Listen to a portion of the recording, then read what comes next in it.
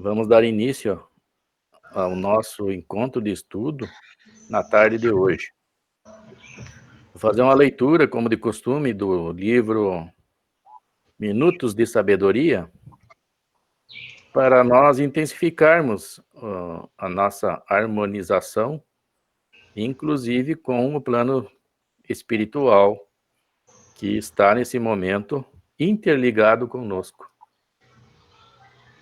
Seja perseverante nas boas obras. Nada conseguiremos na vida sem perseverança. Para aprender piano, há necessidade de horas seguidas de estudo diário. O que é o estudo para o pianista? É a perseverança para qualquer outra atividade. Não se deixe arrastar pelo esmorecimento. Reaja com todas as forças que encontrar em seu coração e terá a beleza da vida em redor de si mesmo. A vida é um canto eterno de beleza. Os homens complicam a vida e dificultam a existência porque se acreditam diferente uns dos outros. Mas a vida é uma só, e os homens todos são irmãos. Portanto, não antagonize os outros. Distribua amor e compreensão a todos os que se chegam a você. Faça como o sol, que se dá a todos igualmente em raios benéficos de luz e de calor. Diante dessa mensagem tão bela, que toca os nossos corações, vamos elevar o nosso pensamento a Jesus, o nosso Mestre amado, que está velando por nós em todos os momentos de nossa vida, na nossa comunidade, do nosso país, de todo o planeta Terra.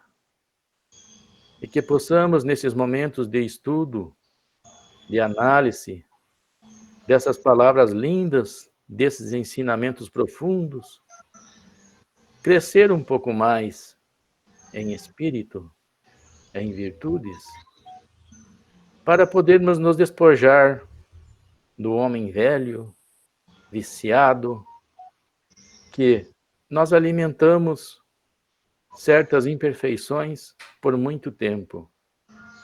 Mas o momento agora é de transformação e que Jesus possa ser o guia neste processo de libertação da alma e que possamos ter um encontro muito harmonizado, muito produtivo e que esse conteúdo estudado, analisado, possa fazer parte do nosso cabedal de conhecimento, pois sabemos que os tesouros da alma permanecerão conosco para toda a nossa caminhada evolutiva.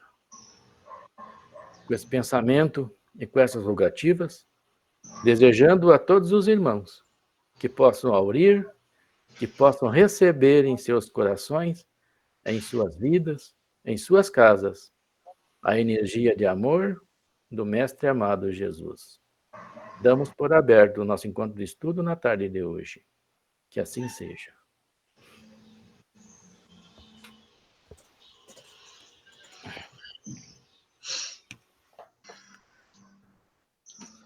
A gente, então, estamos continuando, estamos já na parte final do estudo da parábola do bom samaritano. Todo mundo já se localizou aí quanto à página que a gente parou? Claudilane já se localizou? Sim, eu deixei marcado aqui, com um asterisco. Pode, então, iniciar a leitura, Claudilane, faça o favor. Percebemos, na parábola, que o samaritano agiu com critério e bom senso quando atendeu o homem ferido, caído à beira da estrada. Vemos que a bondade do atendimento não dispensou o conhecimento ou maneira correta de agir. Primeiro, prestou os cuidados emergenciais ao doente, limpando e fazendo a asepsia das feridas pela utilização dos recursos disponíveis, vinho e azeite. Segundo, improvisou um transporte, o cavalo, já que o doente estava incapacitado de andar. Terceiro, levou-o para uma estalagem onde recebeu alimento e o conforto de um leito, afastando-o das intempéries. Quarto, cuidou do ferido, auxiliando-o na recuperação da saúde. Quinto, e por último, garantiu a continuidade do atendimento, fazendo um adiantamento monetário ao hospedeiro e assumindo uma dívida sem mais recursos financeiros fossem despendidos. Há, pois, uma nítida preocupação do bom samaritano de que o doente se recupere integralmente, cuidando dele diretamente ou à distância por intermédio do hospedeiro. Este é um exemplo de como se pode descer aos planos vibratórios, onde a dor reside, sem que ocorra prejuízos de qualquer natureza. Descer a serviço do bem é programa de aprendizado e de trabalho. Os benfeitores espirituais fazem isso frequentemente.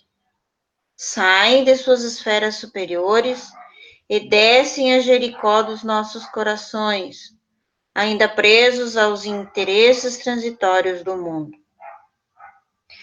Nem sempre é possível ajudar na posição em que nos encontramos. Daí ser necessário descer aos locais de sofrimento maior, dos desequilíbrios mais intensos, a fim de cooperar com eficiência. Aliás, o processo evolutivo se dá pela subida, caracterizada pela apreensão de conhecimento, e também pela descida aos núcleos de necessidade e dor, a fim de que sejam operacionalizadas as propostas de amor que já visitam o nosso entendimento. Compreendemos assim que, se o papel do samaritano é digno de ser imitado, se o homem caído aprendeu com sua própria queda, se o levita e o sacerdote ainda terão que evoluir nas reencarnações sucessivas, o hospedeiro é alguém que presta ou disponibiliza o seu serviço, ainda que remunerado. Mas nem por isso sem méritos, porque o plano de aprendizagem e melhoria espiritual se dá também na intimidade de nossa atuação profissional. Vamos fazer uma análise, então, desse trecho que a Claudilane leu para nós. Eu gostaria de perguntar, pedir o entendimento do Wilson a respeito desse processo em que esse trecho nos fala sobre a necessidade, muitas vezes, de socorristas e de benfeitores espirituais realizarem essa descida para chegarem até o Jericó de nossas imperfeições. O que tu poderia dizer para nós, Wilson? Temos alguns pontinhos a considerar. O primeiro parágrafo. Percebemos na parábola que o samaritano agiu com critério e bom senso quando atendeu o homem ferido, caído à beira da estrada. No último encontro, nós falávamos sobre as dificuldades de nós fazermos isto hoje. E até apontamos os recursos que o avanço da tecnologia e dos meios de socorro disponibilizam para nós. Agora se tornou mais fácil, a gente pode se socorrer dos órgãos encarregados desse trabalho com maior segurança. Isso no plano físico. Já no plano espiritual, os espíritos também usam critérios para nos atender. Nós percebemos, vocês devem estar lembrados, quem não esteve presente, o César não estava presente, talvez tenha assistido no nosso encontro de estudo, ou lido a matéria, que o samaritano fez uma prece. Aliás, o homem agredido, o assaltado, fez uma prece em pensamento, pedindo socorro. E Deus, compadecendo-se dele, enviou um emissário seu. Quem é esse emissário? Nós já falamos no último encontro, um espírito. Mas ele não tem corpo físico para atuar na matéria. E daí, como é que ele vai ajudar? Ele vai procurar alguém com sintonia vibracional que ajude. Ele primeiro sugeriu ao sacerdote, depois ao levita, que não estavam devidamente sintonizados por interesses que nós já debatemos, e até que encontrou uma pessoa de bom coração, que se compadeceu e atendeu. Até o Paulo disse que isso era um processo mediúnico, e de fato não deixa de ser um processo mediúnico. Nós formos olhar lá no livro dos Espíritos, pergunta se os Espíritos interferem em nossa vida, e a resposta é muito mais do que imaginais, tanto que de ordinário são eles que vos dirigem. Mas nos dirigem tanto num sentido quanto no outro, ou seja, tanto no bem como para o mal, depende da nossa vibração. Se nós estivermos com boas intenções a vida inteira, voltados para o bem, nós estamos num campo vibracional que permite a influência dos bons espíritos. E este é o ideal. Mas se tivermos com maus pensamentos, com ideias negativas, quem vai nos influenciar são os maus espíritos. Esse é o critério que, na verdade, nós é que geramos. E aí fala que não dispensou a bondade do atendimento, não dispensou o conhecimento ou maneira correta de agir. Um outro ponto, qual é a maneira correta de agir hoje? Se nós encontrarmos alguém acidentado na estrada, nos orientam os socorristas que não devemos mover a pessoa, no máximo apoiar sua cabeça para que não fique batendo num objeto duro, mas nós podemos lesionar a sua coluna. Então, hoje nós temos técnica de socorro e os meios de agirmos. Nós comentamos lá que em certos lugares, às vezes, não tem contato de celular, aí a pessoa vai ter que ser inspirada por um espírito superior, e geralmente não sempre está ao lado de quem socorre, a tomar as medidas mais aproveitadas, mas sem assoberbação, sem pânico. Porque nós, às vezes, nos apavoramos. Eu percebi agora há pouco, quando eu estava aqui organizando os meios de gravação, espero que funcione, não conseguia, que eu transpirava. Eu digo, mas o que é isso? Isso aí é um estado de descontrole emocional. Nós temos que ter controles emocionais, e a vida para nós é um exercício nas mais diversas situações da vida. Se aquele samaritano não tivesse um controle emocional, ele poderia fugir do local por medo de complicações. Nós percebemos que eles procuravam sempre agir da melhor forma, até como exemplo. Eram minorias e eram bastante fiscalizados para serem acusados de erros, e talvez por isso, segundo a própria matéria do estudo, eles agiam da melhor forma possível. E nós, embora não sejamos fiscalizados pelas pessoas, nós somos fiscalizados pela nossa consciência. Então, temos que sempre agir da melhor forma possível também. Aqui diz que pois uma nítida preocupação do bom samaritano de que o doente se recupere integralmente. As nossas ações, que nós achamos de boas ações, às vezes não são uma ação boa na sua profundidade do ser. Eu estou olhando para o lado que está chovendo aqui para ver se não está entrando água na casa.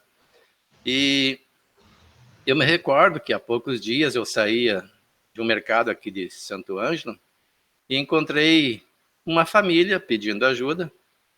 Ajudei da forma que eu achava que era suficiente, e daí um outro que eu vi que era um golpe pela natureza, mas como eu não estava totalmente certo de que era um golpe, acabei dando uma quantia maior que dei àquela família anterior, porque não tinha trocado.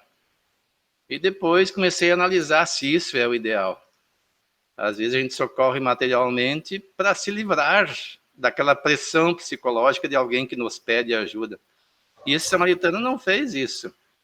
Ele socorreu a pessoa do jeito que dava e acompanhou, inclusive levou a pessoa até uma hospedagem e depois ainda se prontificou a pagar quando retornasse se houvesse maior despesa, além de deixar pago já o que imaginava que fosse a despesa.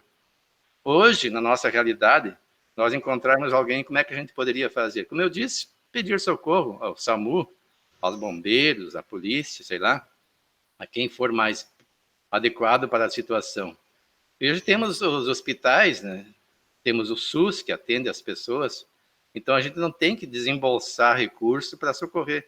No máximo, quando não houver outro meio, é levar a pessoa até o atendimento. Aqui diz que nem sempre é possível ajudar na posição em que nos encontramos, daí ser necessário descer a locais de sofrimento, de maior sofrimento e desequilíbrio mais intenso, a fim de cooperar com eficiência. Na nossa comodidade, em nossa casa, às vezes não podemos atender os necessitados. Vou ter que parar só um pouquinho para fechar a janela ali, só um pouquinho. Claudilane, gostaria de passar para você, então, uma reflexão a respeito do livro Nosso Lar.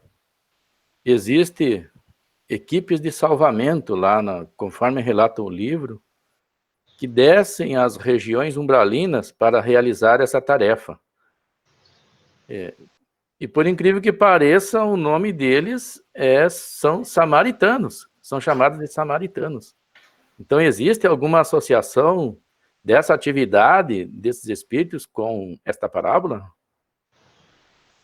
Sim, eu acredito que sim. Até porque Cristo escolheu essa parábola para contar justamente para deixar para a posteridade, né, esse exemplo de bem, da maneira correta de agir. E da onde Cristo teria tirado essa inspiração? Justamente desse reino superior, né, espiritual, que funciona nas bases em que nós funcionamos aqui, né, que nós somos uma cópia deles, muito mal preparada até essa cópia. Exato, Celoni, tem se comentado bastante a respeito desta prestação de auxílio e de socorro aos necessitados, mas muito assim direcionado ao campo material. E as questões morais, as pessoas que moralmente precisam de auxílio, que nós percebemos, quais são os passos a seguir? Quais são os 5 passos ou alguns passos a seguir até que se conclua esse atendimento de forma integral? Agora, nessa época de pandemia, fica um pouco mais difícil, né, de ir na casa espírita, por exemplo, mas aí tem que chamar tentar se concentrar, chamar o grupo de apoio, ou se tiver algum grupo de apoio, praticar o evangelho no lar, quando se tem condições, né, apoio de familiares junto, de preferência, tentar se concentrar, fazer oração. Eu acho que é tentar entrar numa sintonia com coisas mais elevadas, com leituras mais elevadas, assistir programas que tenham um cunho mais elevado, qualquer história assim, que possa provocar mais ainda perturbação. Mais ou menos por aí. Teria que passar esse tipo de orientação, então, a essas pessoas e fazer uma espécie de acompanhamento, né? Até que elas realmente se encontrem recuperadas. E essa atividade de socorro no campo moral, ele é bem mais complicado, né? Leva mais tempo do que um socorro físico, assim, né? Imediato. E requer uma dedicação maior de nossa atuação. Mas como diz ali o texto, né? Os espíritos superiores, eles descem ao Jericó de nossas almas, mas eles não permanecem ali, né? E eles prestam o socorro necessário e acabam voltando até a Jerusalém, né? Até o lugar elevado, o lugar santo. E cabe a nós também tomar esse procedimento, né? sempre levando em conta que a questão evolutiva, ela é individual de cada um, né? E a pessoa deve, através do seu livre-arbítrio, por si mesma, readquirir as forças necessárias para que ela caminhe com as próprias pernas, para que ela avance. O samaritano, ele levantou esse homem, botou no cavalo e levou, mas depois deixou sob o cuidado da hospedaria, mas depois este homem deve seguir a sua jornada com o esforço próprio, né? E é esse cuidado que nós devemos ter também, né? Na nossa missão aqui na Terra, né? Com nós mesmos e com os nossos irmãos.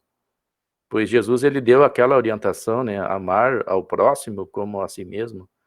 E também diz, amem uns aos outros como eu vos amei. Então, sempre seguindo Jesus como parâmetro, nós iremos agir bem, agir da forma que ele nos orientou. Alguém tem alguma coisa, uma pergunta, algum questionamento a fazer? Gostaria de concluir o teu raciocínio, Wilson? Sim. Então vamos ver ali, vamos compartilhar de novo para ficar, para o pessoal poder acompanhar aqui. Descer a serviço do bem é programa de aprendizado e de trabalho. Os benfeitores espirituais fazem isso frequentemente. Saem de suas esferas superiores e descem a Jericó de nossos corações ainda presos aos interesses transitórios do mundo. Eu estava dizendo que nós, em nossas casas, nas casas espíritas, ou qualquer outra pessoa em outra instituição qualquer, não vai poder ajudar os necessitados nas piores situações se não sair, se não desmobilizar. Tem que formar grupos para irem até os locais. Eles não vão ficar lá, eles vão lá e atendem e retornam.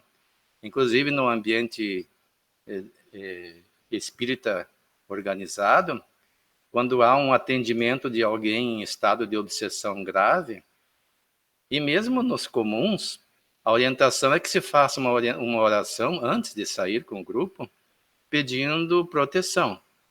Porque nós não podemos ser aventureiros e chegar em lugares desprotegidos. Protegido que eu digo espiritualmente. Então, os bons espíritos nos acompanham. Isso fisicamente, e nós retornamos. Depois ao ambiente, e é feita uma outra oração de agradecimento antes dos atendentes se dispersarem para seus lares. E no que diz respeito ao plano espiritual, os caravaneiros também vêm em socorro dos infelizes nas regiões, às vezes, de vibrações mais baixas. Nós vemos isso nas obras de André Luiz. E individualmente também, quando nós estamos em situação difícil, vem, às vezes não caravaneiros, mas um espírito nos ajudar. E um que está sempre pronto a nos ajudar é o nosso guia espiritual. Ele é um preposto de Deus encarregado de cuidar de nós. Está sempre nos ajudando.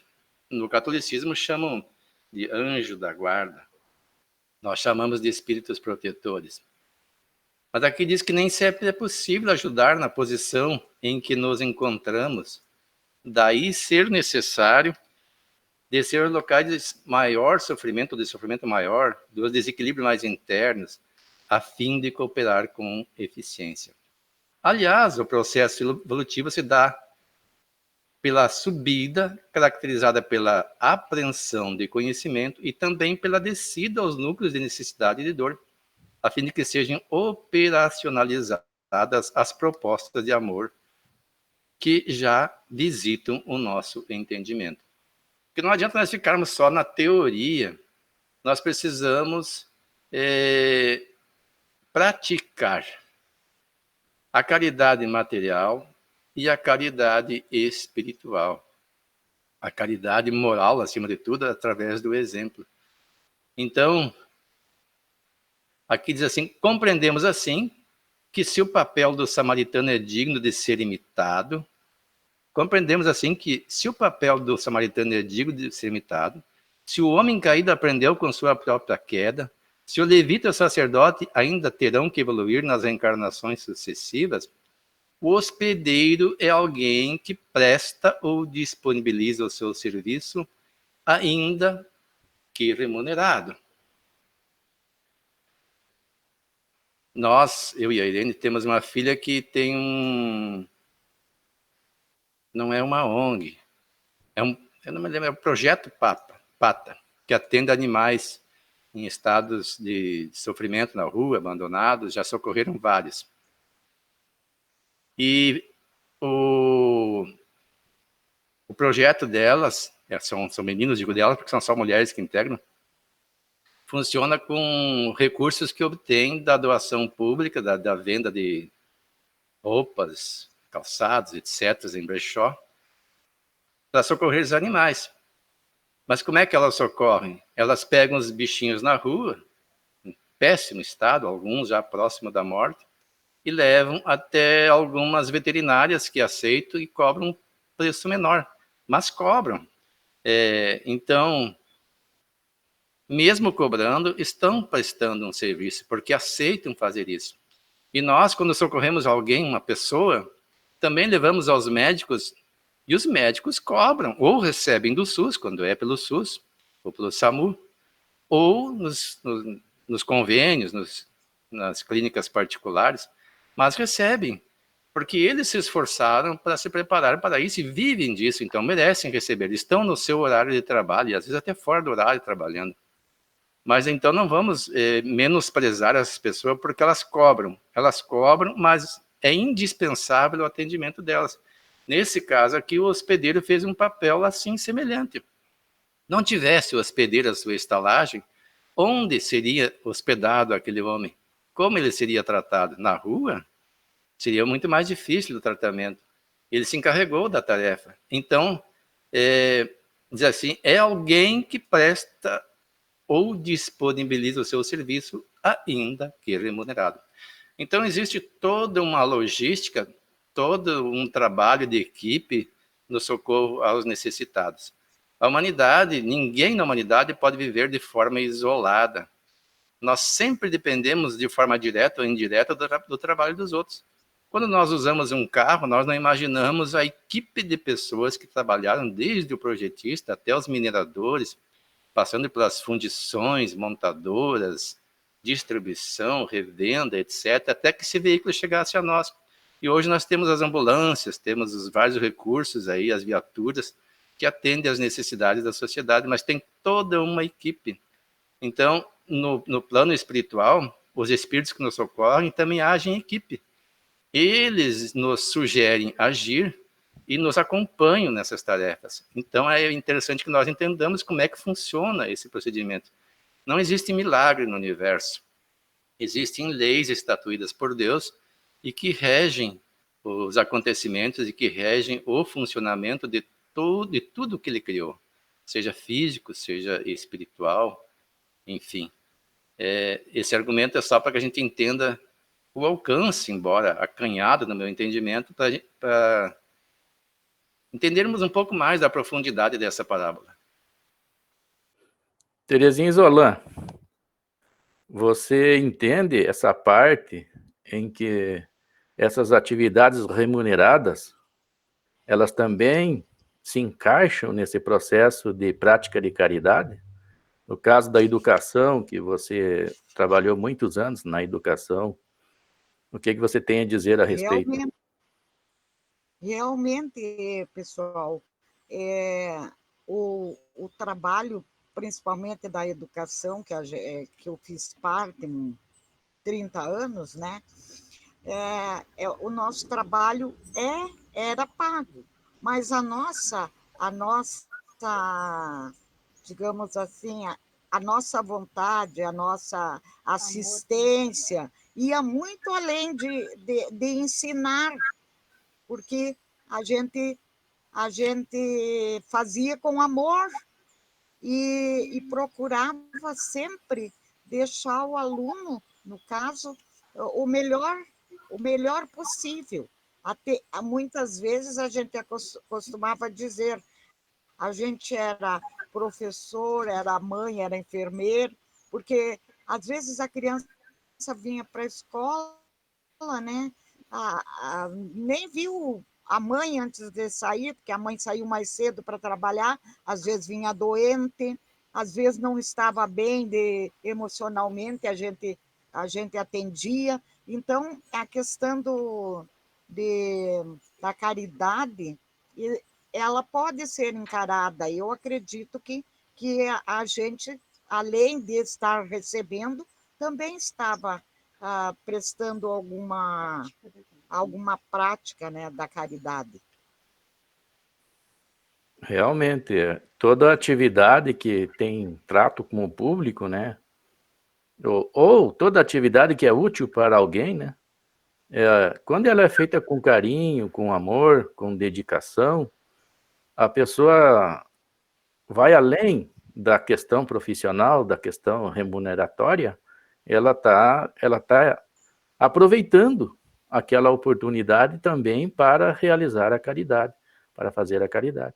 Às vezes a gente pergunta para certas pessoas, né, como é que é a sua relação com os alunos, com os teus clientes, e as pessoas dizem, não, é profissional, eu recebo por aquilo, mas aquela atividade agrega muito para a alma da pessoa, se ela fizer um bom uso, né, ela pode superar esse limite, né, de relação profissional e aproveitar e crescer espiritualmente, né, através do exercício da caridade.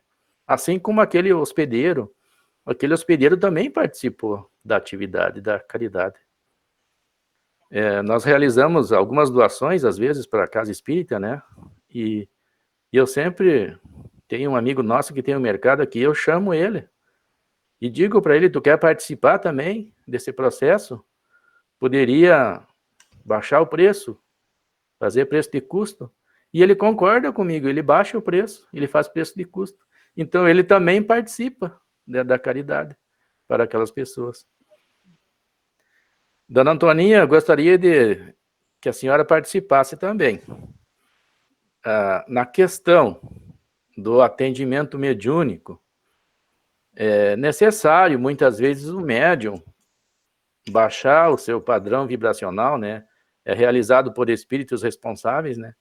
Para se conectar com um espírito sofredor que está precisando de atendimento. Este processo se encaixa também nessa ideia do médium, junto com o espírito que está atendendo, descer até o Jericó para poder realizar esse atendimento? A senhora concorda com isso?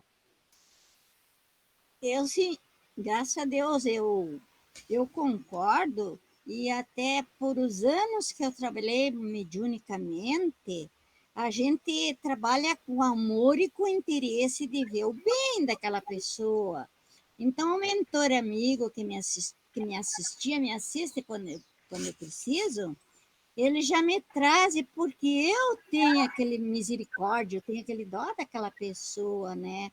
Eu, quando estava trabalhando mediunicamente há pouco tempo, às vezes de ter uma criatura de Deus chegar tomado, assim, se atirar no chão. Então, se não tem uma vibração firme, uma fé com confiança em Deus e Jesus, e não confiar no mentor amigo, não tem condições de levantar uma pessoa que está caída, que cai derrubado por um espírito sofredor, né? Daquela. Então, nesse ponto, eu, graças a Deus, eu glorifico a bondade divina de Deus, que eu pude fazer alguma coisa sobre as pessoas que sofrem. E às vezes de ver a pessoa pedir, né?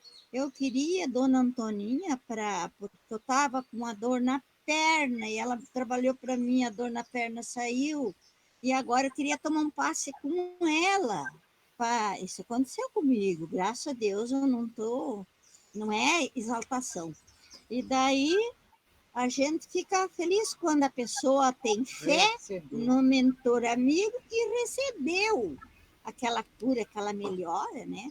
Então, por isso que eu estou estudando aqui, Porque se eu não puder trabalhar mais nesta encarnação, mediunicamente, terei outra oportunidade em outra encarnação de continuar, não acha, César?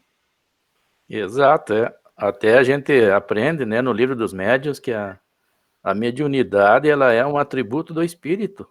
Então, ela fica com a gente, né? E na próxima encarnação, também teremos a oportunidade de utilizar, né, esse dom aí que nos é concedido. Vamos adiante então, pessoal. Celoni, lê ali o trechinho que falta para nós encerrar essa parábola aí do bom samaritano. Tá. A parábola do bom samaritano é lição preciosa que merece ser refletida e aplicada no dia a dia. Em todos os tempos, há exércitos de criaturas que ensinam a caridade. Todavia, poucas pessoas praticam-na verdadeiramente. É por isso que a caridade, antes de tudo, pede compreensão. Não basta entregar os haveres ao primeiro mendigo que surge à porta para significar a posse da virtude sublime. É preciso entender-lhe a necessidade e ampará-lo com amor. Desembaraçar-se dos aflitos, oferecendo-lhes o supérfluo. É livrar-se dos necessitados, de maneira elegante, com absoluta ausência de iluminação espiritual. A caridade é muito maior que a esmola. Ser caridoso é ser profundamente humano, e aquele que nega entendimento ao próximo pode inverter consideráveis fortunas no campo de assistência social, transformar-se em benfeitor dos famintos, mas terá que iniciar, na primeira oportunidade, o aprendizado do amor cristão para ser efetivamente útil. Na tua opinião, Celoni, essas pessoas que fazem isso, que dão uma caridade material para se livrar daquele incômodo, da presença daquele irmão, elas fazem uma caridade completa ou não? Não, aqui como está dizendo, tem que ter a emoção, tem que ter o sentimento, tem que ter a pessoa tem que se comprometer com aquela ação de caridade, não simplesmente para se livrar do mendigo que está à sua porta, às vezes dá uma coisa que nem é preciso para ele, só para dizer que não deu nada. Então, tem que se inteirar do assunto, o caridoso verdadeiro, né? Ele se inteira, vê a necessidade e tenta ajudar da melhor forma possível. Mas eu acredito assim que já é um começo, que tem muita gente que colabora, dá o dinheiro para ONGs, dá para outras situações que pedem ajuda, indiretamente, já está começando de alguma forma, às vezes anônimos também, né? Eu acho que isso aí já é um caminho, mas que aqui está nos revelando que a gente tem que ter o sentimento verdadeiro na ação. A caridade, por se tratar, né, do amor em movimento, ele requer exercício mesmo para a gente se desenvolver esse amor, né, no coração, para poder colocá-lo ele em movimento a favor dos nossos irmãos. Eu me lembrei de uma passagem do Chico Xavier, né, quando ele fazia os atendimentos dele na casa espírita, e enchia de pessoas, e ele ficava psicografando a noite toda, e formava filas para o atendimento. E sempre chegava um mendigo que se chamava Jorge, o pessoal já deve ter ouvido falar. Ele ia até lá e as pessoas ficavam incomodadas com a presença dele, né? Do Jorge. E daí os espíritas que se diziam caridosos, né, davam logo uma moedinha para ele sair de perto, né, para ele ir para perto de outro. Porque ele exalava mau cheiro, né, não tomava banho, era um mendigo assim de rua. E o Chico Xavier não, ele recebia o Jorge e daí deixava ele falar bastante, e ele cantava, ele dizia poesia, o Chico Xavier ria e dava espaço para ele, dava oportunidade, realizava a caridade moral de forma muito intensa. Então, e as pessoas se incomodavam com aquilo. Mas o Chico Xavier, em vez de aproveitar o tempo para atender as pessoas, fica dando atenção a esse mendigo, né? Então, o Chico Xavier ele já compreendia o que é uma caridade integral, né? E aquelas pessoas ainda não. Ainda faziam a caridade de forma parcial e às vezes incompleta, nem com tanto amor no coração assim. Mas, como nós comentávamos, né, é um princípio, é um exercício de desenvolvimento da alma nesse sentido aí.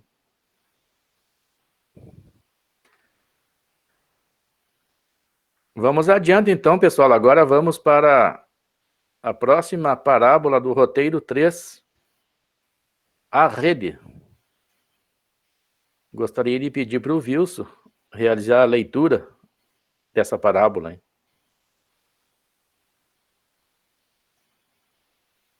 Só deixa eu achar onde é que ela fica aqui.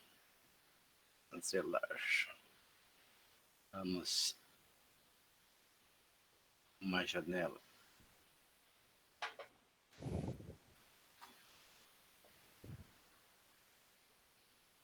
Não estou conseguindo aqui. Deixa eu ver se eu vou botar a tela inteira então.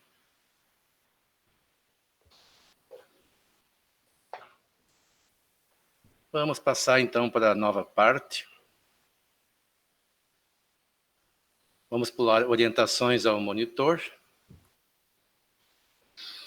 E vamos começar aqui por a parábola da rede.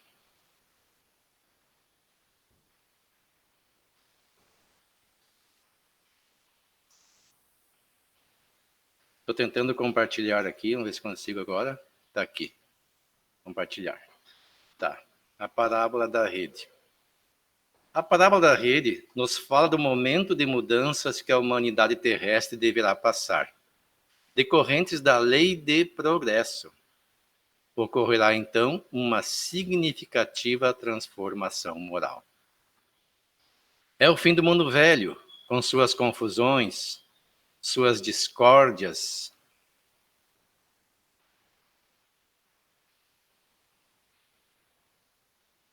seus convencionalismos, suas iniquidades sociais, seus ódios, suas lutas armadas e o advento de um mundo novo, sob a égide da verdade, do bom entendimento, da lisura de caráter, da equidade, do amor, da paz e da fraternidade universal. Rodolfo Caligares, Parábola Evangélica, página 25, 26. Texto evangélico.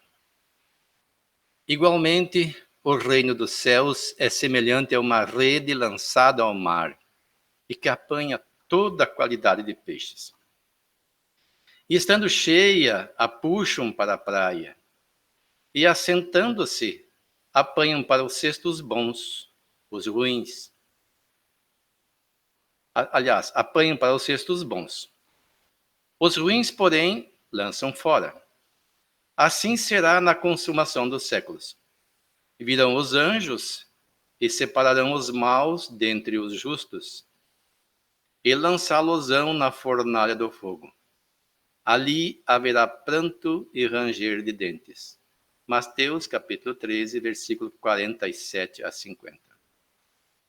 No teu entendimento, Wilson, analisando assim, sem o apoio do texto posterior, o que dá para compreender desta passagem? Hein?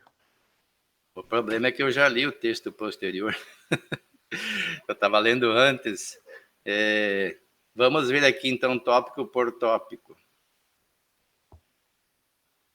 Vou aumentar um pouquinho para que eu possa ler aqui. Então, vamos lá. Da parábola, né? O reino dos céus é semelhante a uma rede lançada ao mar. Está lá em Mateus, né? Que apanha toda a qualidade de peixes. Como eu disse, eu já vi o texto posterior, isso facilita muito o meu entendimento pela própria memória do que eu li. Tem dois aspectos. O primeiro, o direto, que é o reino dos céus. O que é o reino dos céus? O reino dos céus, a maioria das...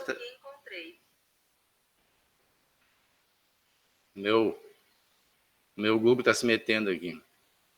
A maioria das religiões cristãs entendem o reino dos céus como um lugar semelhante a uma coisa física. Chamam de paraíso. Mas o reino dos céus não é isso, e nem é físico, e nem limitado ou delimitado. O reino dos céus é um estado de consciência. E essa consciência é que é lançada ao mar e apanha toda a qualidade de peixes. No caso aqui, não seria a nossa consciência, mas a consciência de Deus, né? Ou os mecanismos criados por Deus, que seria a seleção. Aqueles que estão em condições de continuar no planeta, que agora se transforma para um mundo de regeneração, são aqui significados como aqueles peixes bons, aqueles que são colocados nos cestos. Eles apanham para os cestos os bons, os peixes bons. Nesse caso, seriam os bons espíritos, ou os espíritos de mediana bondade, que são um número expressivo, embora não apareçam na sociedade. São esses que mantêm a sociedade ainda minimamente equilibrada. As pessoas que trabalham para o bem, as que dignificam o trabalho, que são honestas e que lutam pelo bem da humanidade. Os ruins, porém, lançam fora. No caso aqui, lançam fora, não quer dizer que vai ser apodrecer ou jogar para o inferno. Os espíritos que nós entendemos que não são adequados para o mundo em estágio de evolução, de regeneração, então vão ser alijados, mas vão para onde? Vão para um mundo condizente com o seu estado vibracional. Aqui na Terra nós formamos grupos afins. Quem gosta de estudo, entra num grupo de estudo. Quem gosta de oração, entra para um grupo de oração. Quem gosta de jogatina, vai participar de um grupo de jogatina. Quem gosta de aventura, vai integrar um grupo de aventuras, e assim por diante. E os espíritos também, por uma questão de afinidade, vão ser atraídos para o mundo condizente com o seu estado vibracional. Esses são aquelas pessoas que fazem o mal pelo mal, que querem prejudicar os outros para usufruir benefícios para si unicamente, ou no máximo para os seus mais próximos, geralmente consanguíneos. Esses prejudicam a sociedade, são causa de tropeço, serão alijados.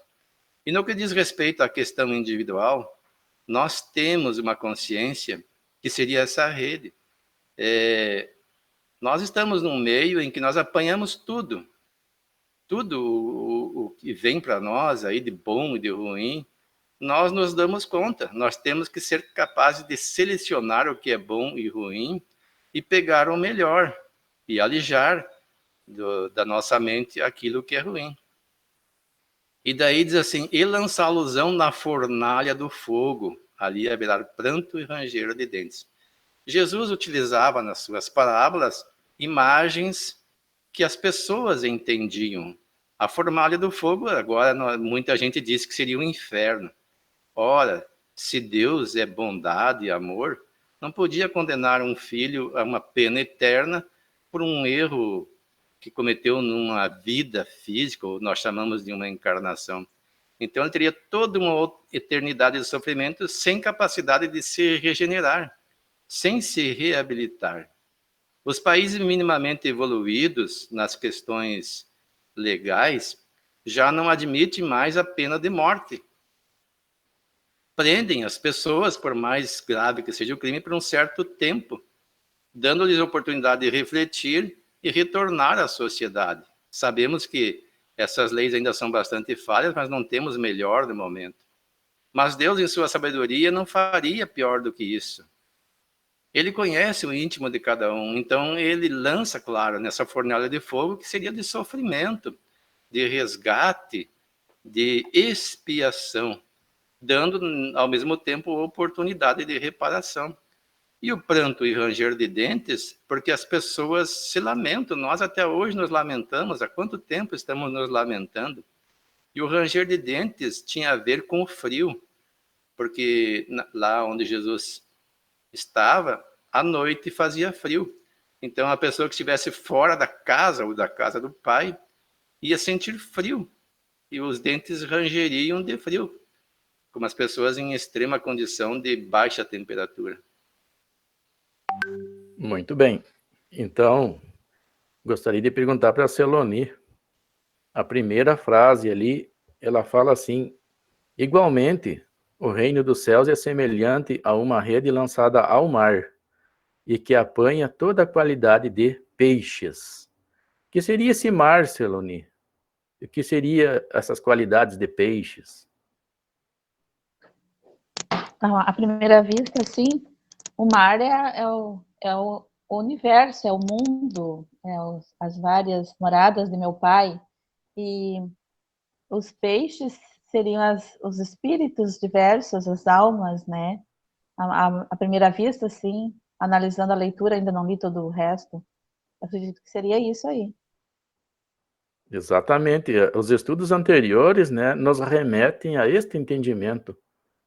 Jesus sentou à beira do mar, né? Daí está escrito lá que seria o mar das existências, né? Então, é o mar da vida, o mar da existência dessa coletividade de espíritos em evolução. E nós convivemos com todas as qualidades de peixes. E Claudilaine, gostaria de perguntar para ti, e essa seleção aí dos peixes bons e ruins, quem vai fazer essa seleção aí?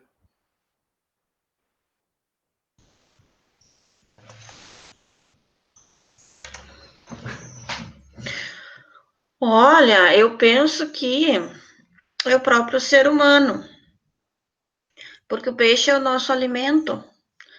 Então, com o que nós estamos alimentando a nossa alma? Então, na minha opinião, seria nós mesmos. Porque o Cristo, ele já trouxe a mensagem, ele está sempre à nossa disposição, mas nenhum benfeitor vai impor a sua vontade. Então, sempre nós temos o livre-arbítrio em qualquer situação. Então, tudo passa pelas nossas escolhas. Exatamente, Claudilaine.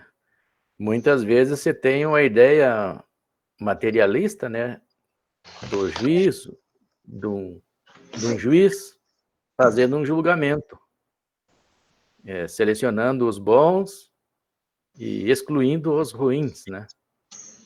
Mas no caso, como a maioria das religiões entende, exceto a doutrina espírita, né, seria Deus que faria esse juízo, ou seria Jesus, ou as próprias almas, né? E como tu falou, é as próprias almas que se condicionam a estar nessa condição melhor, nessa condição superior. Então, o Livro dos Espíritos ele nos ensina que as leis de Deus são eternas e imutáveis. E essas leis é que vão estabelecer. Nem o próprio Cristo, ele realiza essa separação. Ele também está sujeito a essa lei, né? Obviamente, com um espírito puro, guia da humanidade. Tem uma passagem da Bíblia em que a Maria, a mãe de Tiago e de João, os dois apóstolos, ela apresentou os dois meninos, né? Eles ainda não haviam se tornado apóstolos de Jesus. Apresentou para Jesus e disse para Jesus que ela fazia um pedido para que Jesus o colocasse, quando subisse aos céus, né? Um à sua direita e o outro à sua esquerda. E Jesus respondeu a ela: eles poderão beber do cálice que eu estou bebendo? Qual é o cálice que Jesus estava bebendo? A sua missão árdua aqui na terra. E eles responderam: nós poderemos beber, nós beberemos desse cálice. E Jesus disse para eles: realmente, vocês beberão desse cálice. Aí ele já fez profecia, né? Já viu o futuro deles. Eles iriam sofrer muito também na sua missão aqui na terra.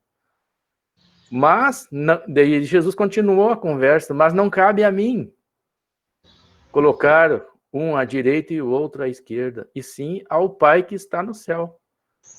Então, as leis infinitas, né, as leis eternas e imutáveis de Deus é que irão estabelecer isso. queiram fazer essa separação. Só assim para a gente fazer uma associação, o que a doutrina espírita nos traz a respeito disso, né? Com o texto evangélico. Teresinha Isolã, a última parte ali fala, e lançá-los-ão na fornalha de fogo. Ali haverá prantos e ranger de dentes. O que significa essa passagem aí, essa fala aí forte que Jesus utilizou?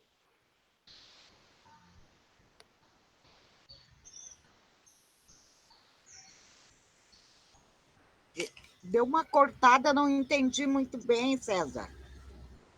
A última frase ali do texto diz assim, e lançá-lo-ão na fornalha do fogo. Ali haverá pranto e ranger de dentes. No caso, assim, dos peixes que eram ruins, né? Que não prestavam.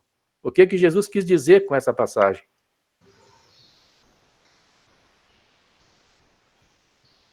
Sim. Eu acredito que Jesus quis dizer que cada um vai responder pelaquilo que fez, né? Então, essa fornalha de fogo seria a consciência, né? A consciência daquele que não foi bom, que não praticou a caridade, aquele que não seguiu, né, os ensinamentos do Cristo, esses são uma outra oportunidade, né? Mas eles vão sofrer as consequências dos seus atos.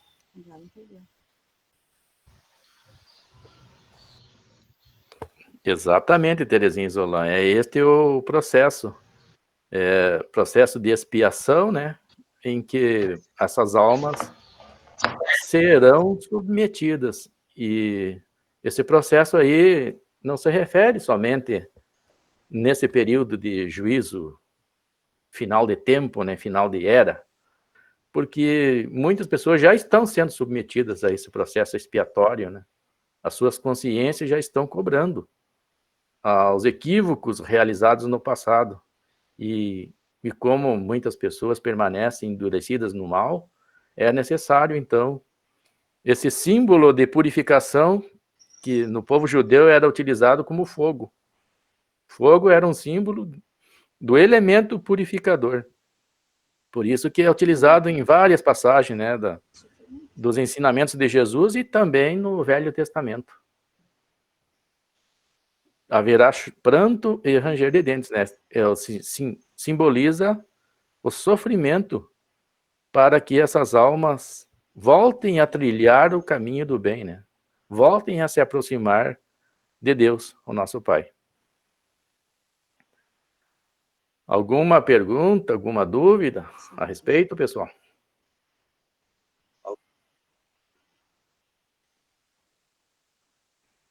Então vamos adiante na leitura. Gostaria de seguir na leitura, Wilson?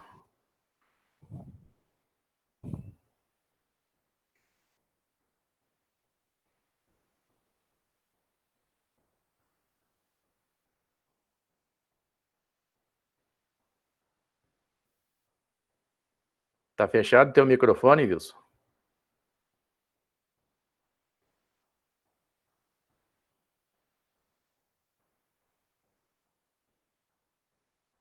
Habilitá-lo-emos, então.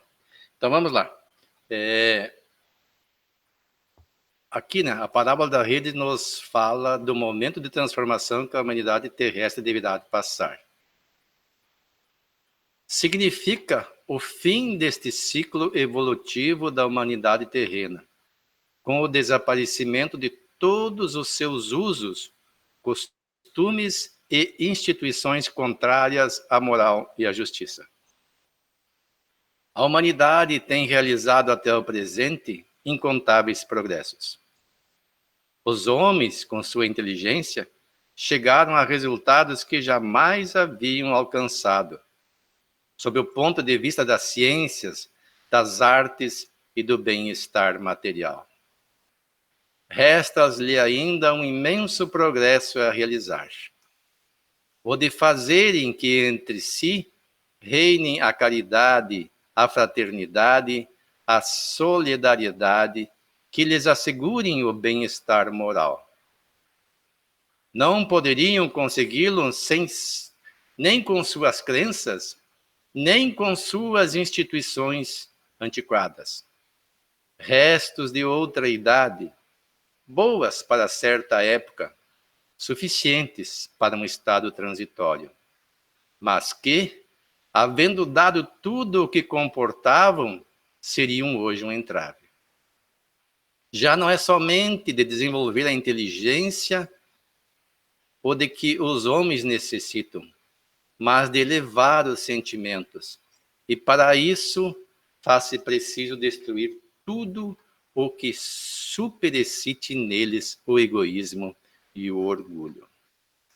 Aí eu peço permissão para compartilhar com vocês, vamos primeiro parar esse compartilhamento, um vídeo em que o Bezerra, uma parte do vídeo, na verdade, Bezerra de Menezes fala para nós o que está acontecendo agora no mundo, nesses dias atuais. Vamos ver se vai funcionar. Se não funcionar, vocês me avisem. Daí eu interrompo. Vamos lá.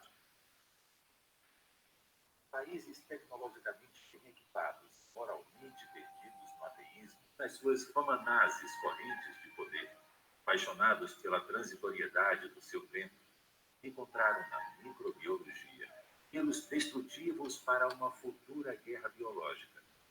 Quando os seus alentos de força e de compressão falharem, poderiam trabalhar cepas de influenza e outras doenças, criando na atualidade o terrível assassino. E ora, os vence também. Eis aí o resultado infeliz dos seus sonhos de soberania e grandeza, transformando-se em pesadelos terríveis, sem despertar tranquilo. Como são pigmeus pretensiosos que estão descobrindo as bordas do conhecimento, mas se encontram muitíssimo distantes da realidade da vida, o Senhor de bondade e sabedoria a todos convoca a reflexão pela própria impotência a redescobrir a pequenez. À semelhança de vezes anteriores em que as pandemias ameaçaram a existência humana e desapareceram após cumprirem o seu objetivo, a atual é portadora de um programa seletivo de espíritos para preparar o advento dos novos tempos. Certamente serão afetados milhares de seres que se encontram na pauta vibratória da virose, mas estarão resgatando outros graves comportamentos a fim de se ajustarem à ordem que será vigente no planeta, logo mais, quando tudo se acalmar e a lei de progresso funcionar com mais rigor. Todo aquele que se encontre na faixa imunológica favorável à contaminação em decorrência da conduta moral que se tem permitido, experimentará o cutelo da desencarnação, preparando-se para acompanhar o progresso do planeta, logo se recupere dos desaires e se encontre em condições de crescer no rumo da sabedoria. Então nós interrompemos aqui e vejamos o alcance das palavras de Bezerra pela mediunidade de Divaldo Franco, esclarecendo para nós o que está acontecendo agora. Ele diz ali que países desenvolvidos objetivavam desenvolver vírus como arma biológica. E esses próprios vírus fugiram ao controle e se voltaram contra eles mesmos. E estão atingindo as pessoas, principalmente, atinge todo mundo que se expõe, né? Mas se manifesta mais naqueles que têm defesas morais enfraquecidas. E, claro, também as defesas físicas. Mas as nossas defesas físicas, quando são enfraquecidas, se nós formos olhar, é um projeto reencarnatório, é decorrente de equívocos de outras encarnações, e ninguém na Terra está isento de passar por um processo assim, porque todos somos equivocados, uns mais, outros menos, e isso enfraquece as nossas defesas. Então, alguns sucumbem. Mas no final da mensagem é muito assim confortador, porque dizem que mesmo esses que perecerem em razão dessa pandemia vão ter a oportunidade de retornar e reparar os equívocos no mundo melhor, desde que se proponham a fazer uma reforma íntima através das reflexões que todos fazemos ao desencarnarmos e tenham um firme propósito de agir diferente. Então, ninguém está absolutamente condenado a ser degradado da terra, a não ser que se torne um rebelde contumaz contra as leis de Deus e prefira se manter contrário ao que estatue as suas próprias regras para a vida, que é de amor e solidariedade. Quem não estiver dentro desse patamar vai ter maior dificuldade, então. E nós percebemos que se aproxima o final desse período de transição e muitas coisas estão acontecendo. Nós não sabemos até onde vai essa pandemia. Já tem variações do vírus, tem fase 2, fase 3, etc. Ninguém pode dizer quando isso vai terminar. Ontem eu estive em Ijuí, conversando com um médico que me atende. Não vou citar o nome dele, porque não tenho autorização para isso. E daí ele falou das medidas que ele toma. Eu disse para ele que a semana passada, por exemplo, eu estava bastante gripado. Eu sou diabético e tenho 62 anos. Então, estou 2 vezes incluído no grupo de risco. E eu mencionei que dia 2 manifestou em mim, dia 2 ou dia 1 começou, eu acho, uma fase gripal. E lá pelo dia 6 ou 7, eu fui à Unimed aqui de Santo Ângelo, para fazer um exame, fiquei lá umas 4 horas, não foi diagnosticado nada de vírus, mas o quadro evoluiu, embora eu já estivesse tomando alguns remédios. E aí pedi para um médico amigo meu uma receita, ele me deu o protocolo do tratamento do coronavírus, só não consegui a cloroquina porque era uma foto da receita e a farmácia não quis me dar. Mas eu me recuperei, já estou quase que 100% bom, não estou 100% que tem algum resquício ainda. Então eu conversava com ele ontem. Ele disse, esse é o kit pânico, diz ele. Ele mesmo disse assim, já tomou umas 4 vezes esse kit pânico. E aí os amigos dele perguntaram assim, mas por que tem medo de morrer? Ele disse, não, medo de morrer não, só não quero furar a fila. E eu até comentei com ele, não, a gente não tem que ter medo de morrer, mas deve evitar uma morte sofrida. Porque uma pessoa que é atingida pelo coronavírus e sem tratamento e acaba lá sendo entubada, olha, só quem passa para saber. Eu não sei como é que é, só vejo os relatos, fico imaginando. A pessoa com dificuldade de respirar, tendo que se socorrer de oxigênio e às vezes sucumbe em razão disso. Mas, como disse o Divaldo, tudo isso faz parte de uma programação. Ele mesmo disse que se ele sucumbisse é porque estava na sua programação reencarnatória. Nós não devemos ter medo.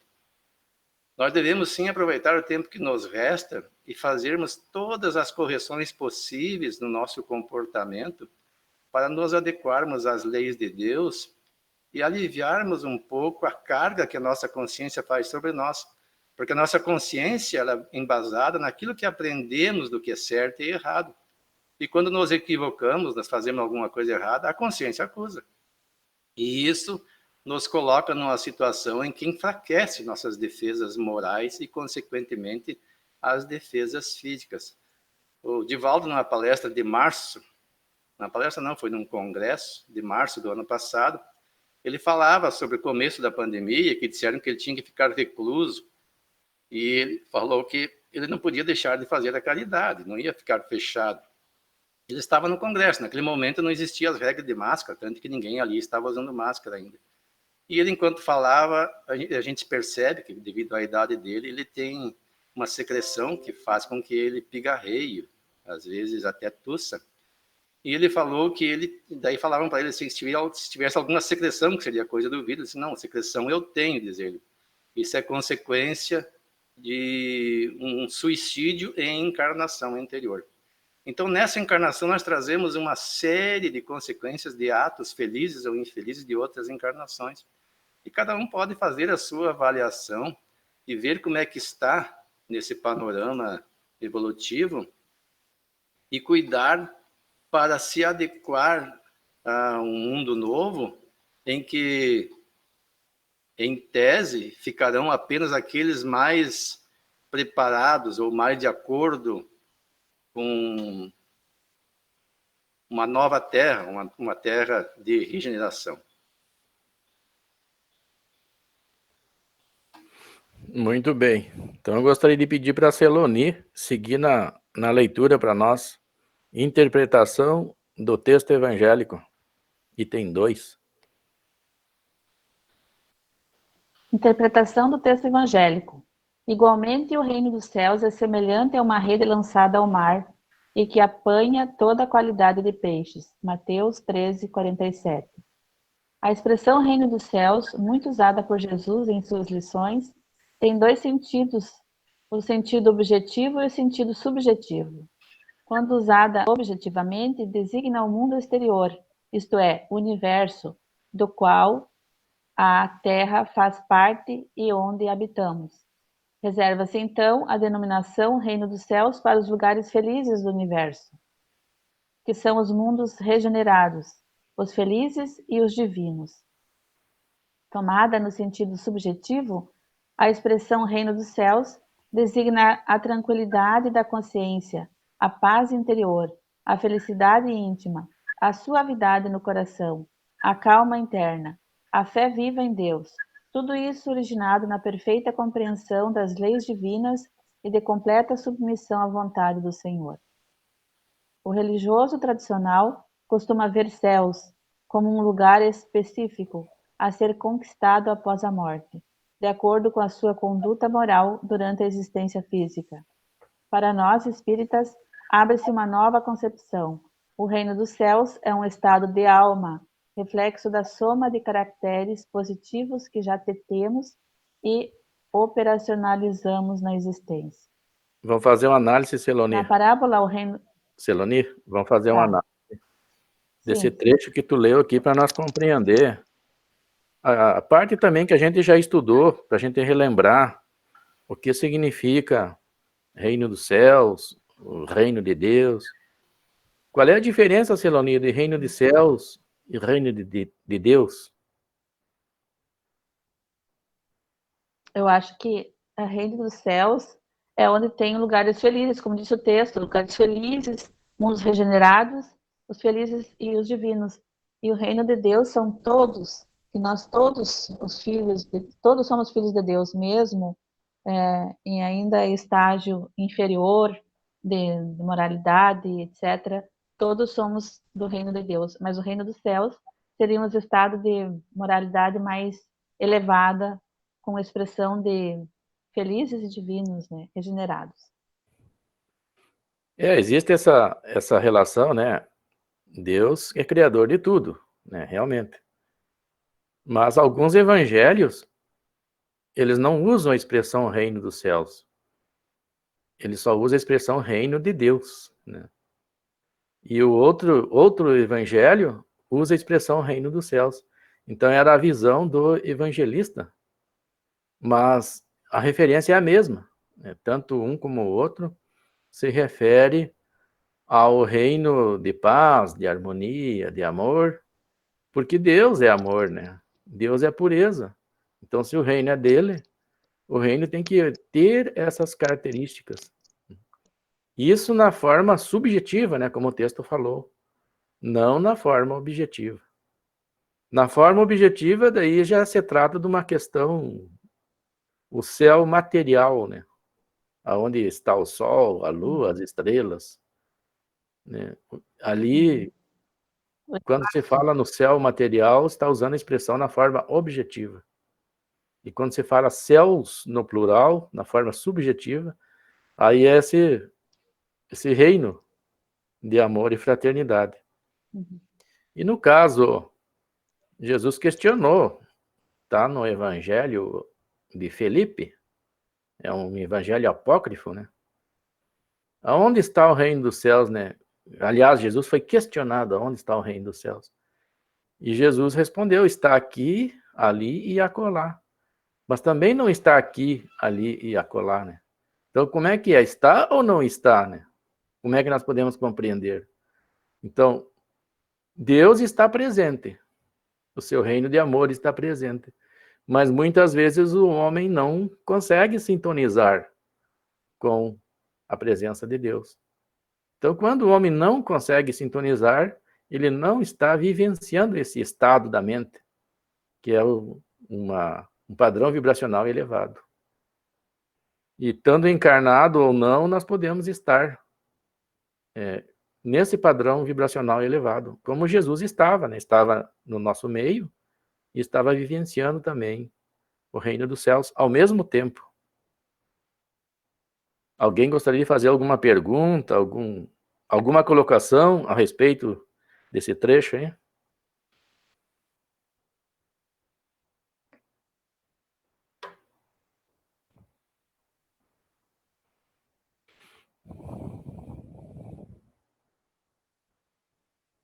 Então vamos seguir adiante. Pode seguir na leitura, Celonim, faz favor. Na parábola, o reino dos céus é comparado a uma rede. Não se trata, porém, de uma rede enrolada e encostada à margem, sem utilidade, mas de um instrumento em perfeita condição de uso, que é lançado ao mar com técnica e sabedoria. Lançar envolve trabalho meticuloso, operação inteligente e bem direcionada. Nesse sentido, a rede deve estar sempre pronta e bem cuidada, apta para o trabalho. A rede representa a lei de amor, inscrita por Deus em todas as consciências. E os peixes de toda espécie apanhados por ela são os homens de todas as raças e de todos os credos, que serão julgados de acordo com as suas obras. Deu para entender, pessoal, De um lado, essa parte aí? Claudilane, gostaria que você falasse um pouco a respeito dessa rede que simboliza o reino dos céus. O que tu conseguiu entender?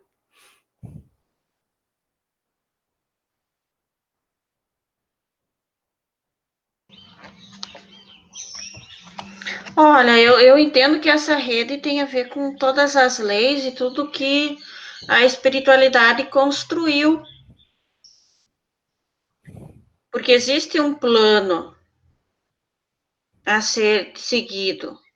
Nada é por acaso, nada é aleatório. Então, eu imagino que essa rede tem a ver com essas leis que regem o universo, regem a nossa vida e organizam tudo que existe.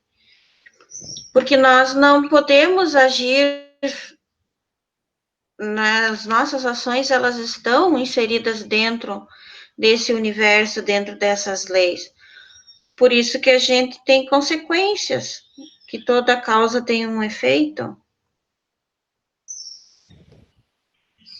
E o que dá para entender, assim, que a rede tem que estar em bom estado para que se cumpra essa tarefa da melhor maneira possível.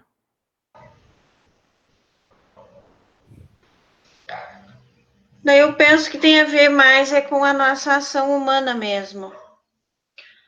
Porque dentro de nós, a nossa consciência que está inserida, esse reino divino, né? Ela teria que estar em bom estado para que essa seleção seja feita da melhor maneira possível dentro dos nossos sentimentos, dos nossos pensamentos, das nossas ações com os outros. Só que como nós somos seres imperfeitos, a nossa rede ela é furada. Porque a gente tem esses sentimentos menores, ainda somos mesquinhos e orgulhosos. E o texto fala também, né, da lei de amor em conexão, né? É o formato de uma rede, né? Conexão de vários fios. Sim, porque a gente não age sozinho, né? O Wilson mesmo já elencou isso nessa nossa reunião de hoje. O ser humano não foi feito para ficar sozinho.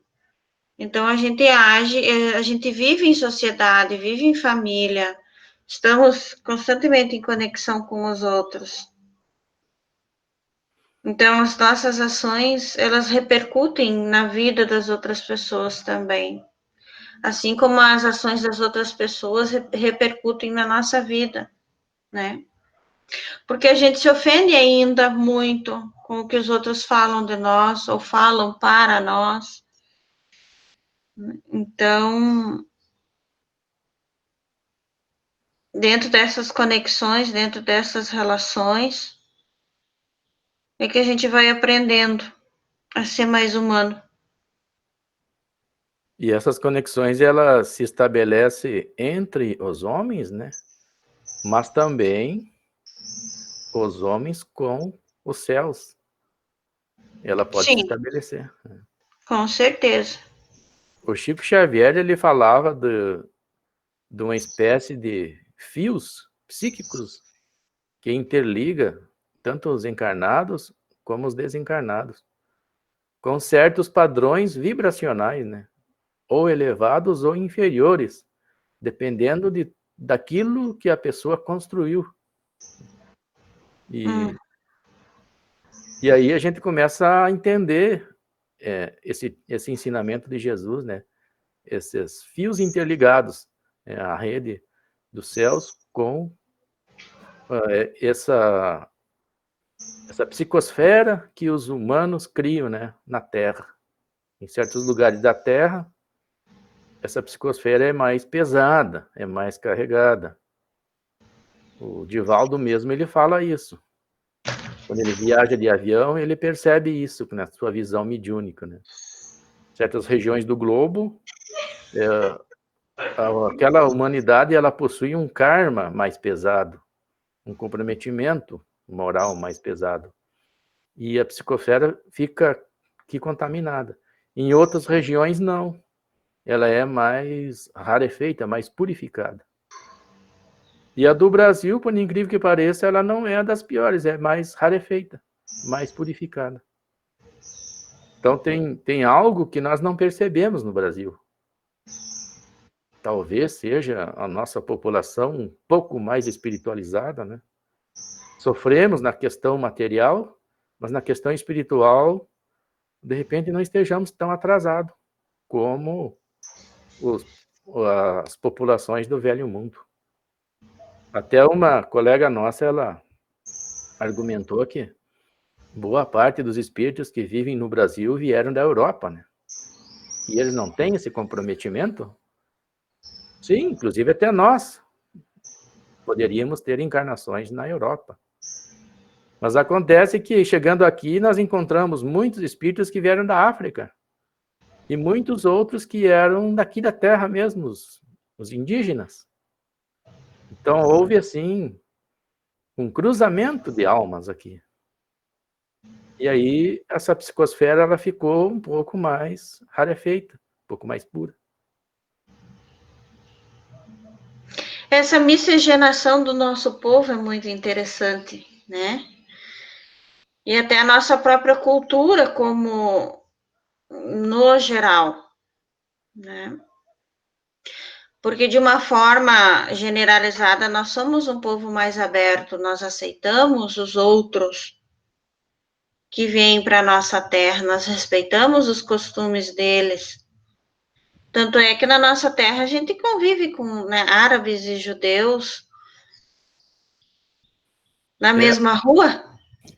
Os palestinos, por exemplo, né, que são árabes, e os judeus, lá eles são inimigos. E aqui no Brasil eles convivem de forma Lado a lado. Lado a lado. Lado a lado. Então o Brasil, ele tem essa capacidade. E o Paulo Borges, ele comentou também que no livro do Cepé Tiaraju ali, Cepé, o Guerreiro da Paz, o espírito de Cepé, ele viveu na Europa muitas encarnações. E era um guerreiro, conquistador. A vida dele era essa. E chegando aqui, aquela encarnação que ele teve aqui no Rio Grande, né, aqui no Brasil, ele sentiu aquela vibração elevada. Daí ele disse que ele não tinha coragem de fazer aquilo que ele fazia quando ele vivia na Europa. Na Europa, ele era estimulado a praticar guerra e, às vezes, até atrocidades, né, naquilo que ele considerava justo. E aqui não, aqui a aura da região aqui neutralizou essa vontade que ele tinha, né? que ele tinha naquelas encarnações anteriores. Então, vem confirmar realmente que aquele povo que aqui habitou junto com ele era um povo humilde, mas muito de paz. Um povo, assim, que apresentava características, né, de espíritos que ainda não haviam desenvolvido uma maldade extrema no coração, na alma. Tanto é que eles estiveram a encarnação aqui, não sei se foi uma ou foi duas, né? Mas acabaram retornando para o mundo de onde eles vieram, como missionários daí para conduzir aquela humanidade. Eles vieram de um mundo inferior à Terra aqui. E eles retornaram, tiveram essa experiência aqui, os indígenas, né? E suas almas retornaram de novo para aquele mundo de onde eles vieram. Assim relata o livro, né? Da presidente da Federação Espírita do Rio Grande do Sul. Não me lembro o nome dela.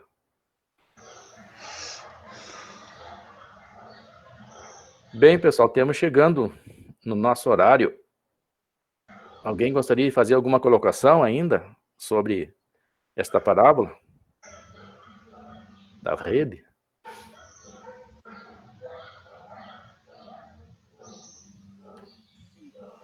Só frisando que essa parábola César, da rede não eu significa... gostaria só uma perguntinha.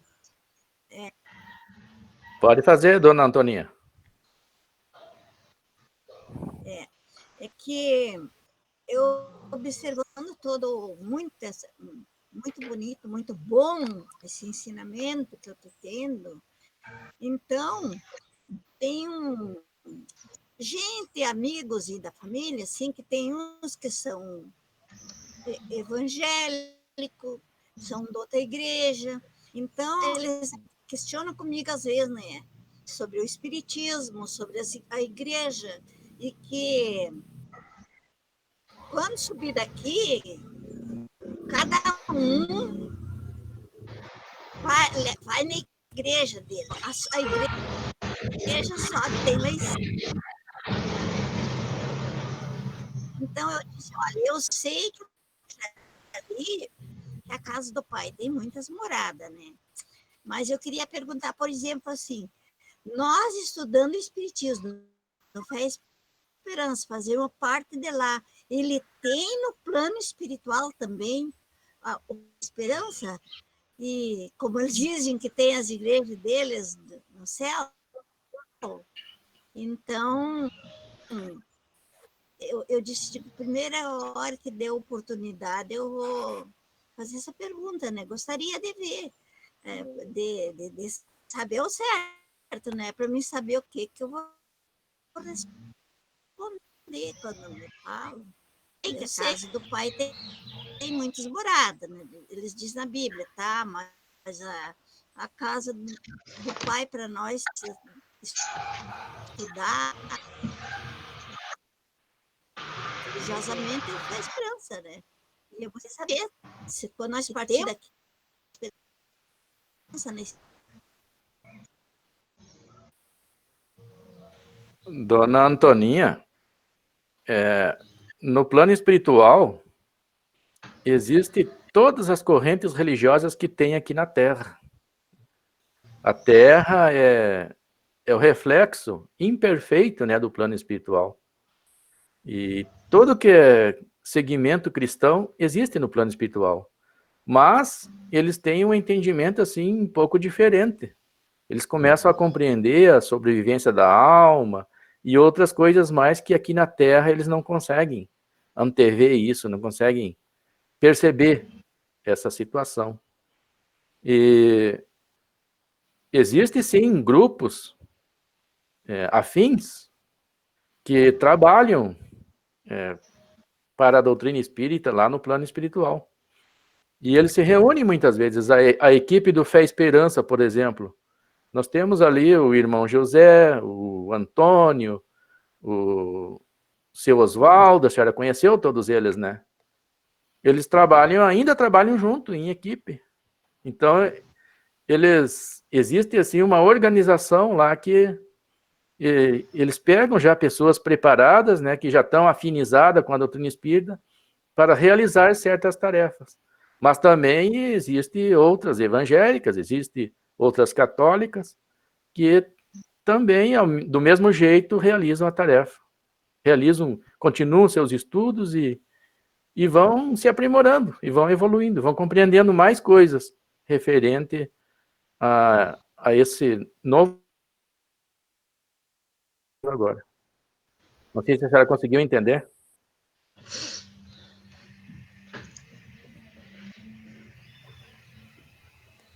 Wilson, tu teria alguma colocação, Wilson? Eu estava dizendo ali, eu só queria frisar que essa rede não é só no sentido simbólico e espiritual, também é no sentido simbólico pessoal, da consciência de cada um. A questão 621, que todo mundo cita no movimento espírita, diz que a lei de Deus está escrita na consciência. Então, a nossa consciência, de acordo com a bagagem que ela já tem, cada um tem a sua, uns mais, outros menos, é que faz o seu juízo de valor. Quando nós a violentamos, nós transgredimos aquilo que achamos correto e a consciência nossa cobra. Essa própria consciência é que nós devemos utilizar para fazermos a seleção dos peixes, entre aspas, que a vida nos apresenta, o que é bom e o que é ruim, para que nós não sejamos apanhados por essa rede espiritual na separação dos bons e dos maus, e sejamos alijados de uma terra melhor que se apresenta logo adiante, muito mais breve do que nós possamos imaginar. Breve, eu digo assim, questão de algumas gerações. Não podemos crer que em questão de décadas isso aconteça. Mas se formos comparar a idade da humanidade da Terra, é breve. Então estamos na fase final, em que Jesus anunciou o fim dos tempos, não o fim do mundo, em que a Terra vai ter um novo tempo, uma nova ordem de vida social, em que a lei de caridade estará mais presente. Ainda haverá imperfeições, porque não é um mundo divino, mas bem melhor do que nós encontramos hoje. Então, façamos os nossos esforços para nos adequarmos para essa nova Terra. Então, tá bom. Então, como chegou o nosso horário, eu gostaria de agradecer a presença de todos e que possamos estar no próximo sábado reunidos e continuar com esses estudos que são tão importantes para a nossa alma, para a nossa caminhada evolutiva. Gostaria de pedir para a Claudilane, se ela pudesse fazer a prece de encerramento. Tudo bem.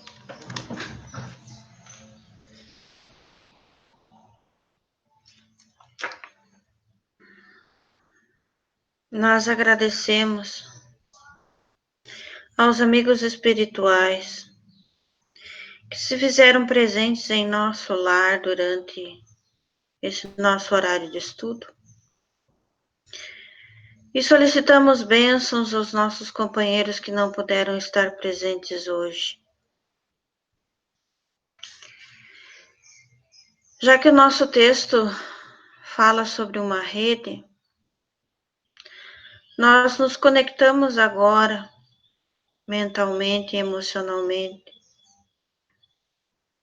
com a rede do bem, que há muito tempo trabalha para a evolução da humanidade aqui no planeta Terra. Solicitamos que a nossa oração sincera se conecte a outras orações sinceras em todos os lares do nosso planeta, independente de religião. Mas que essas orações possam tornar-se uma força que impulsiona a humanidade em direção ao bem e acelera o nosso progresso. E que todo esse tempo de mudança possa, num futuro bem próximo, ser alavancado pelo amor e menos pela dor. que a humanidade possa despertar o mais rápido possível e entenda os planos divinos e possa atuar no bem e na lei do amor com mais intensidade. Que o coração humano possa se abrir verdadeiramente para os ensinamentos dos céus. E haja um entendimento real e profundo das palavras do Cristo, da anunciação desse novo reino, do que é o amor de acordo com a visão divina. Senhor, agradecemos pela oportunidade desta encarnação, pelo dia de hoje, pela nossa família, pelos nossos aprendizados. Obrigado por toda esta oportunidade, por todos os amigos, pelo fé e esperança. Que tenhamos todos um bom final de semana. E que assim seja. Assim seja. Muito obrigado, então, pessoal, pela participação. Até o próximo sábado, se Deus o permitir. Até, pessoal. Tchau, tchau. Tchau, tchau.